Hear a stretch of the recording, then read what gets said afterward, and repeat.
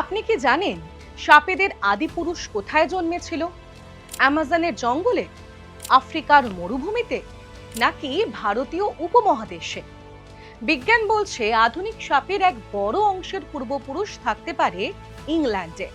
হ্যাঁ, ইংল্যান্ডের সেই পরিচিত ঠান্ডা আবহাওয়া নয়, বরং এক সময়কার ভ্যাপসা গরম ক্রান্তীয় পরিবেশে। এই নিয়েই আজকের বিস্ময়ের সময়ের পর্ব নম্বর 61।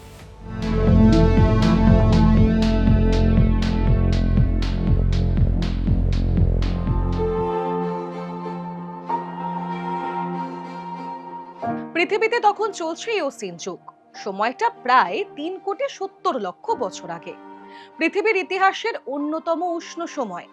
উত্তর দক্ষিণ মেরুতে বরফ নেই, আর্কটিক বা সুমেরু অঞ্চলেও তাল গাছ রয়েছে, আর কুমির ঘুরে বেড়াচ্ছে ভূপৃষ্ঠের বড় অংশ জুড়ে ঘন রেন ফরেস্টে।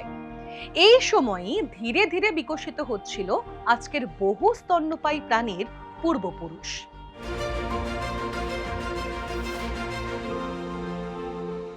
হাতি, ঘোড়া, তিমি এদের আদিরূপ যখন তৈরি হচ্ছিল, ঠিক তখনই তাদের সঙ্গে ছিল আরো এক ছোট সরীসৃপ প্রাণী, সাপ। তার নাম প্যারাডক্সোফিডিয়ান রিচার্ডওয়েনি। বিজ্ঞানীদের দাবি এই ক্ষুদ্র প্রজাতির সাপই কেনোফিডিয়ান গ্রুপের অর্থাৎ আধুনিক সাপেদের এক বড় অংশের আদিপুরুষ। কিন্তু আশ্চর্যের বিষয় হলো এই যুগান্তকারী ফসিল পাওয়া গিয়েছিল 1981 সালে। তারপরে প্রায় 4.5 দশক ধরে মিউজিয়ামে পড়েছিল। 2025-এর নভেম্বরে বিজ্ঞানীরা বুঝতে পারেন এই জীবাশ্ম আসলে কতটা গুরুত্বপূর্ণ। ফসিল পাওয়া গিয়েছিল দক্ষিণ ইংল্যান্ডের হ্যাম্পশায়ারের হর্ডল ক্লিফ এলাকায়। এই অঞ্চল এমনিতেই জীবাশ্মের জন্য বিখ্যাত। প্রায় 200 বছর আগে এই জায়গাতেই এক জীবাশ্ম সংগ্রাহক বারবারা রডন হেস্টিংস এই কুমিরের খুলি খুঁজে পেয়েছিলেন। সেই আবিষ্কারও একসময় বিজ্ঞানীদের সামনে নতুন দিগন্ত খুলে দিয়েছিল। এবার নতুন আবিষ্কার সাপের ইতিহাস বদলে দিল। এই সাপের নামকরণ হয়েছে বিখ্যাত বিজ্ঞানী রিচার্ড ওয়েনের সম্মানে, যিনি 1881 সালে লন্ডনের সাউথ কেনসিংটনে ন্যাচারাল হিস্ট্রি মিউজিয়াম তৈরির উদ্যোগ নিয়েছিলেন। আর সেই মিউজিয়ামেই রাখা ছিল এই ফসিল। এরপর শুরু হয় আধুনিক প্রযুক্তিতে পরীক্ষা। সিটি স্ক্যান করে বিজ্ঞানীরা শনাক্ত করেন শিরদাঁড়ার মোট 31টি ভার্টিব্রা, মানে কোষেরুকা। স্ক্যানের ভিত্তিতে তৈরি করা হয় ফসিলটির 3D ইমেজও।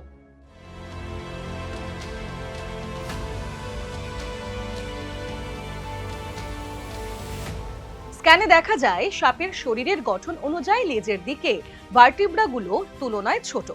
বিজ্ঞানীদের অনুমান এই সাপের দৈর্ঘ্য সর্বোচ্চ 1 মিটার, মানে 3 ফুটেরও কিছু বেশি। কিন্তু প্রশ্ন হলো, এই সাপ কি খেত? উত্তর এখনো অজানা, কারণ ফসিলে মাথার কোনো অংশ পাওয়া যায়নি। এই গবেষণার লিডার সরীসৃপ বিশেষজ্ঞ জর্জিও জর্জিয়ালিস বলছেন, এ যেন স্বপ্ন সত্যি হওয়ার মতো।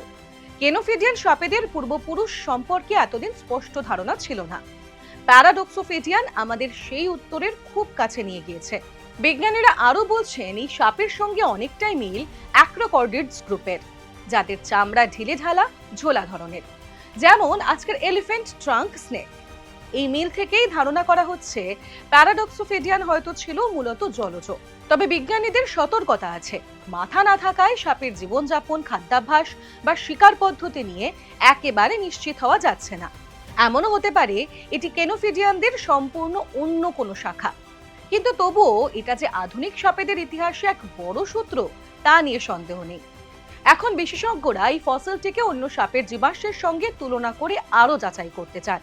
বিশেষ করে নজরে রয়েছে বিলুপ্ত সামুদ্রিক সাপ প্যালিওফিস, কারণ প্যালিওফিস আর প্যারাডক্সোফিডিয়ান দুজনেই ঘুরে বেড়াতো প্রায় একই সময়, ইওসিন যুগে, এবং একই অঞ্চলেই, অধুনা ব্রিটেনে। সব মিলিয়ে একটা ছোট কশেরুকার ফসিলই খুলে দিয়েছে সাপের বিবর্তনের নতুন দরজা। ইংল্যান্ডের ভ্যাপসা উষ্ণ আবহাওয়ায় একসময় জন্ম নিয়েছিল এমন এক প্রাণী, যার উত্তরসূরিরা আজ ছড়িয়ে রয়েছে পৃথিবীর প্রায় সর্বত্র। এমন আরো বিস্ময়কর সব ঘটনা জানতে অবশ্যই দেখতে থাকুন বিস্ময়ের সময়, এই সময় লাইভের ইউটিউব এবং ফেসবুক পেজে।